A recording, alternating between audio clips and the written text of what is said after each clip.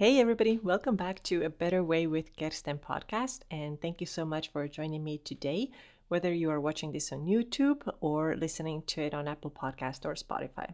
If you're watching this on YouTube, please leave this video a thumbs up and hit that subscribe button. And if you're listening to it on Apple Podcast, there you can leave me a 5-star rating and review, which is very, very helpful because that way more people can find this podcast and get help. On this podcast, we're talking about chronic pain and chronic sensations that you might be experiencing and you're not getting any resolution. You don't know what else should you try, what else should you do, because the sensations have been there for a while and you have tried multiple things, but nothing has really helped. Well, if this is the case, then the problem is likely that your nervous system is on high alert often and your brain is experiencing a lot of stress, and this is the reason why you have these sensations. On this podcast, I call this type of chronic pain often TMS, but you may have also heard the term neuroplastic pain, and it all comes down to the same thing. Your nervous system is dysregulated. It is reacting to things very intensely, and our job here is to bring down this activation, regulate our nervous system, and that way the pain or other chronic sensations can leave as well.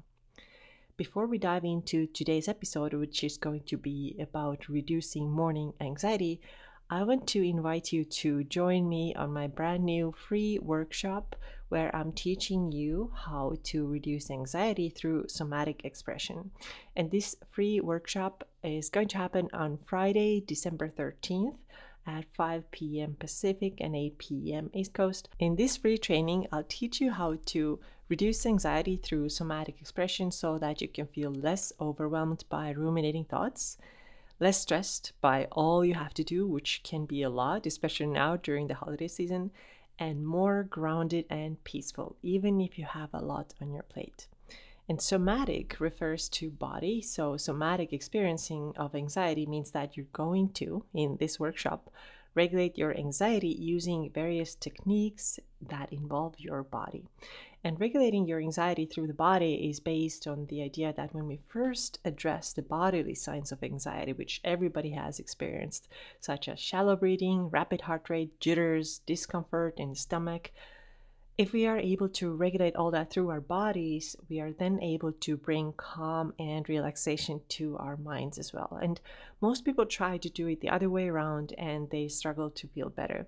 Now, this workshop shows you a faster relief from anxiety by addressing the body first. And this workshop is for you if the following describes you. If your heart is often racing, your breathing is shallow and fast, your muscles are tight and tense. You are hyper aware of every noise, light, and smell. You're also hyper aware of other people's expressions and moods. You take it all in. You are jittery. You have a lot of nervous energy in you.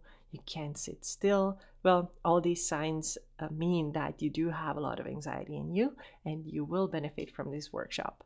In addition to these bodily sensations, you often feel worried and urgent and rushed.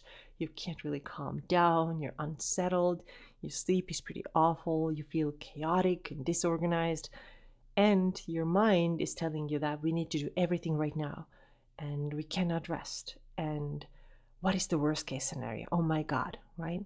Your mind is always believing the future is going to be super difficult.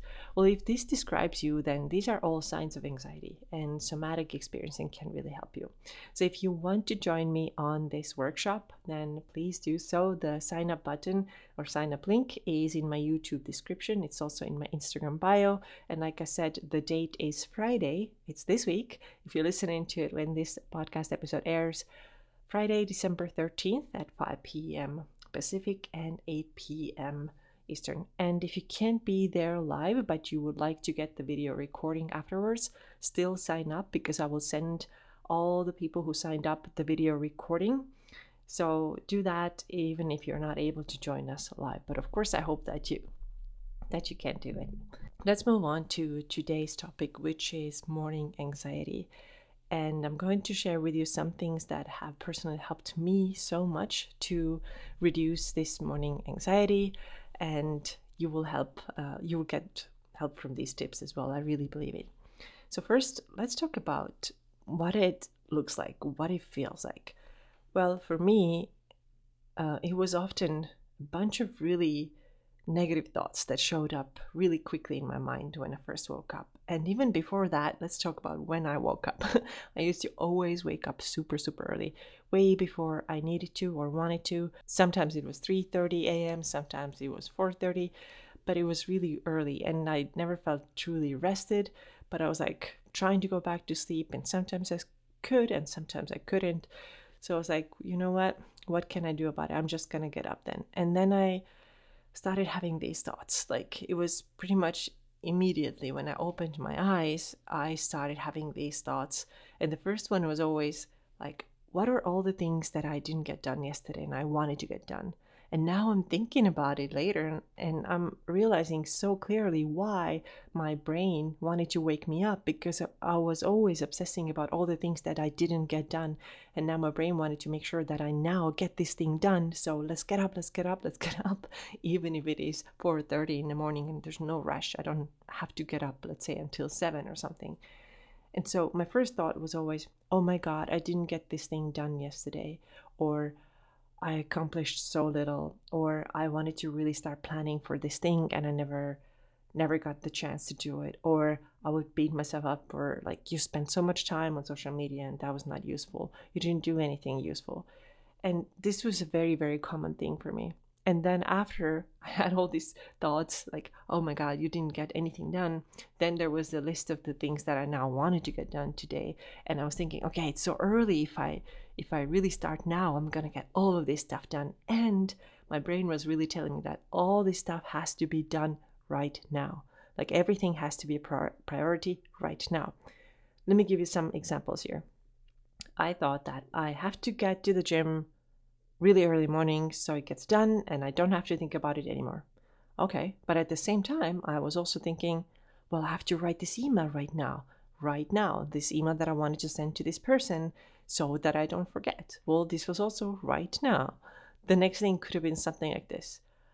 I really need to return this package, something that I had to send back to Amazon, and I need to do this right now. Let me pack it up right now, get the shipping label, get all these things done because it has to be done right now. The other thing could have been something like, oh, I remember somebody reached out to me on Instagram, and that's one of these things that I didn't have a chance to do yesterday. So I need to get back to this person right now, or she thinks that I don't care. And then I started to notice the mess in my head. I was like, oh, now I need to journal right now because I have too many thoughts in my head. I have to journal right now. But before I could journal, I would get this thought, oh, I have to get something out of the freezer because otherwise, what are we to eat for dinner? I have to do this right now. Or did I order the supplement that I wanted to order? I have to order this right now. So everything was so right now. Everything was so urgent and so panic filled that, of course, it makes sense that if I am having these looping thoughts all day long, then I will continue to wake up first thing in the morning and super, super early. The thoughts are still looping. I never find peace. I'm never feeling rested. And also, the irony is that even though I woke up so early, I didn't get these things done.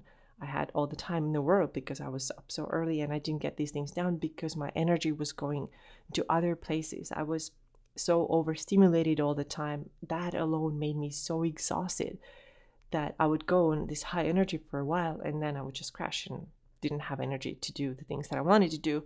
And the loop continued the next day. You get the point, right? So if this sounds familiar to you, I really do believe that you are not alone. Well, I myself, I experienced the same thing. It was so frequent for me. And now it's not like that anymore. It truly isn't. And I was just thinking about it this weekend when I woke up on Saturday and I had slept really well. And I was thinking, oh my God, I remember what it used to be like, this panic mode all the time, constant panic mode. Do I get this thing done? Do I get that thing done? And it's not like that anymore. It really isn't. And so I want to share with you some things that really helped me to feel more at peace and not have this intense morning anxiety anymore. The first thing is somatic work.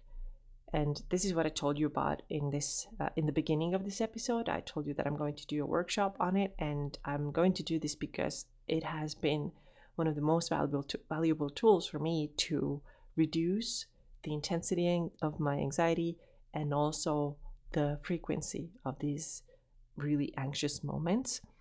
And somatic work, what it does, it helps to regulate your nervous system. You're anxious because your nervous system is on high alert. You're not anxious because you have these crazy thoughts. It's your nervous system. It's just really on high alert all the time. And with somatic work, such as, I'm going to just give you a few examples here, just such as tapping or humming or jumping or shaking, there is a variety of tools you could use. And I'm going to teach you several of them on this workshop this Friday. These somatic tools will really help you to calm down this anxious energy in you. It's not about going to this Zen mode and peace mode immediately. You have to actually learn to discharge this energy from you, and then you can find peace more often and more often and more often. And doing this somatic work has really been so helpful for me. I started noticing the difference relatively quickly when I first started with it, and I started noticing that when I do it regularly, when I do it, every morning I did a session, every evening I do a session, and I do some smaller things in the middle of the day too, depending on what's going on and how much I need it. But sometimes it's just like 1 or 2 minutes. But when I did it, I started to notice that I wasn't as anxious anymore. The things just would not irritate me as much or cause me so much panic anymore. And little by little, and honestly, it wasn't even that slow process. It was pretty fast. I started to feel that, oh, I am a lot calmer. I don't wake up with tons of panic anymore.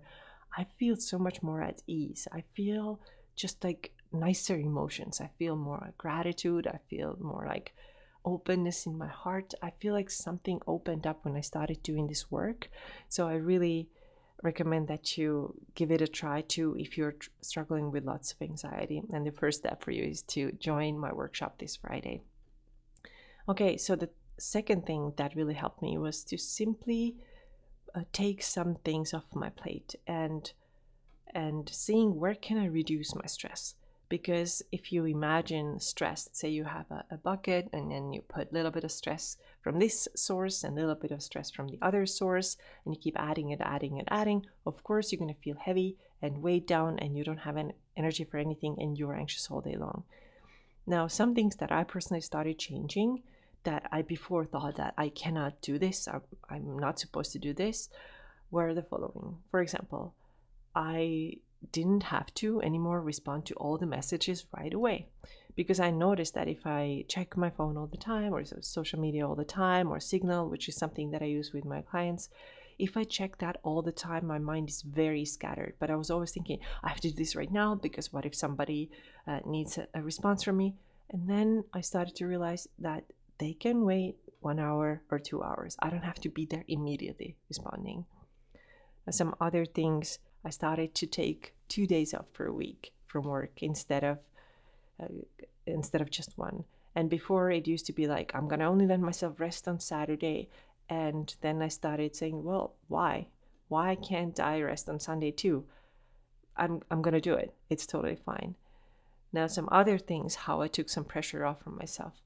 When you look around your house, you always find something to do, right? There's dishes to put away or stuff to put in the fridge, or there's something on the floor that needs to be cleaned up. You will always find something, but is it so critical to do this right now? And for me, I realized when I didn't make myself to do this right now, just let it be, instead of filling every 5 minutes of open space that I had with something, I really started to calm down as well. I work out a lot, you know that. But if I felt like there's a day that my body was not like having a lot of energy or I wasn't feeling like super good, I gave myself permission to just do less, right? Well, actually, this one I've been pretty good at for a while already, but there were definitely times years ago when I would just push and push and push because the plan said so and has to be done. And now I'm like, nope, I'm not gonna push. I'm doing as much as I can, but if my body is telling me that we're tired today, I'm not gonna go crazy and force. And now, this is something that I also want to say to moms. And of course, I am not a mom myself. So I realize that I can't speak from experience. But what I have heard from many moms, I have many clients who are moms, is that they often feel like they have to do everything in the house. And when we talk about the fact that, have you ever asked for help? They're like, no, I'm not supposed to ask anybody to help me. Then I want to encourage you to rethink that, because why is it that you have to do everything? Why do you assume that everything is your job? Why not to ask somebody else to help you? Why not to ask your kids to clean up after themselves, or do some chores, or ask your husband or wife to help you? Why not? Because I think for a lot of women, mom or not, we often think that everything should be on our shoulders and we just don't want to ask for help. But the reality is that we are not supposed to be so stressed. We're not supposed to take on so many things. And it's okay to ask for help. So this is something that I really want to encourage you to do too. So overall, take a look at, where is your stress bucket getting heavier and heavier and heavier, and where could you reduce some things? Does everything really need to be in the stress bucket, or could some of this stuff be taken out? Could you leave some of these things undone? Can you be okay if somebody is waiting for you to respond for 1 hour? Can you be okay with that? And reduce your stress that way, and you will have less anxiety. And the last thing that helped me to reduce my anxiety was to understand my past a little bit better and have a conversation with the past version of myself. And I'm going to tell you exactly what I mean. For example, if I would wake up in the morning and I would have this terrifying thought that somebody didn't like what I said, or I wasn't a good enough of a person, or I didn't do something perfectly, then I thought back to my younger self and kind of try to see these connections from my past. Where was it that I felt this way? And I would often find something in my childhood where it was always like, you have to have the best grades because education is so important. And if you don't have the best grades, you're going to be, it's going to be a mess, and you're going to struggle so hard in life. So therefore, you have to do everything perfectly. And so I was able to see this connection. And I started to have conversations with this younger version of me who was so scared that, what if I did something wrong? And what if somebody didn't like it? Or what if I didn't give this thing my all?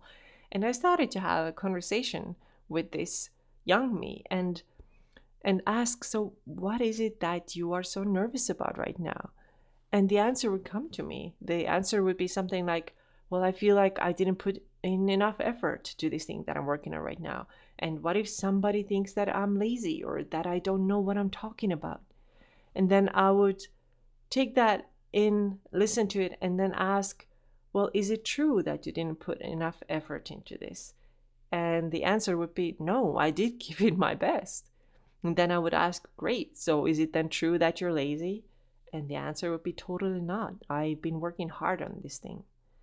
And so I would say then, awesome, if somebody still doesn't like you, can you control that? And the answer would be, of course, like, no, I can't. And so now my current version of me would help the younger me understand that, let's lean into what we know is true, which is we did put in a lot of effort into this. We worked hard on this thing. We know that we're a good person, right? And we have done the best we could. And that's all we can do at the moment. And we cannot care too much about what somebody else might think, because there are millions of opinions out there. And the only thing that we need to care about is what we know to be true, right? We have our own back. And so during this conversation like that, it's just, the system calms down. And I really like to do sometimes this type of conversation together with another somatic practice. So for this one, I could do maybe chest tapping as I'm doing this, or I could do jaw massage or something like that. And when you do that, you notice that the fear and anxiety start to leave, and your jitters go away, and your overthinking and ruminations stop, and the body just feels lighter, and the mind doesn't worry as much anymore, because you have now realized where all this is coming from, and you have almost helped this younger version of you to calm down. And not by just like telling that, hey, calm down, there's nothing to worry about, you gotta calm down. We don't want to like yell at the younger version of ourselves, but what we want to do is to show them that I'm here for you, and it's all going to be all right. Understand that this is just the past experience that we are operating from, and it doesn't need to be relevant anymore. It isn't relevant anymore. And like I said, combining it with some somatic practices has been really, really helpful for me. So these are the three tools that really have so much helped me to reduce my morning anxiety. I'm sleeping so much better too. Like on Sunday, I slept until 9, which is it's a rare thing for me. Like I said, coming from like 3:30, 4:30 every night, sleeping till 9. Of course, this doesn't happen all the time, but still, I wake up with this sense of like, oh, we're slowly waking up and we're stretching, and it's kind of nice. Not like open my eyes panic mode the way it used to be before. Open your eyes panic mode, and I don't miss it. Believe it or not, I think you can believe it. I do not miss it. I just feel like my nervous system is really so much calmer now as a result of doing this work. Like I said, lots of somatic work, reducing stress, taking some stuff out of that stress bucket, and then talking to the younger version of myself, understanding where these triggers are coming from, and then in that way calming myself down, right? So these are the things that have really worked well for me. All right, so if you would like to join my somatic expression workshop, which happens this Friday, I can't wait to see you there. So make sure that you sign up for it. Once again, Friday, December 13th at 5 p.m. Pacific and 8 p.m. Eastern. You can find the sign up link in my YouTube description and also in my Instagram bio. Thanks so much for watching, and I'll see you again soon. Take care.